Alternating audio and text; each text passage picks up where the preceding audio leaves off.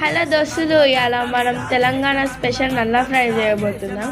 ఒక బగోన్లో నీళ్ళు ఉప్పు వేసి బాగా మసలబెట్టిన తర్వాత నల్ల వేసేయండి. నల్ల వేసిన తర్వాత దాన్ని బాగా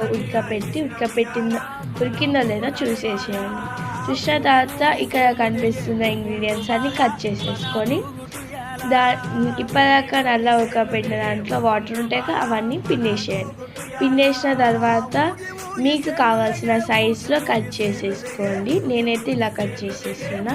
సో కట్ చేసుకున్న తర్వాత ఒక బగోన్లో ఆయిల్ అండ్ పచ్చిమిరపకాయలు, ఆనియన్స్ వేసి బాగా వేయించుకోండి. వేయించుకున్న తర్వాత అల్లం పేస్ట్ అండ్ చిటికెడు పసుపు వేసి బాగా అటు ఇటు తిప్పేసుకున్న తర్వాత ఇప్పటిదాకా ఉడకపెట్టుకున్న నల్లాని ఈ స్టఫ్లో వేసేసుకున్న తర్వాత గరం మసాలా, కారం వేసి పెట్టుకొని కళ్ళుతో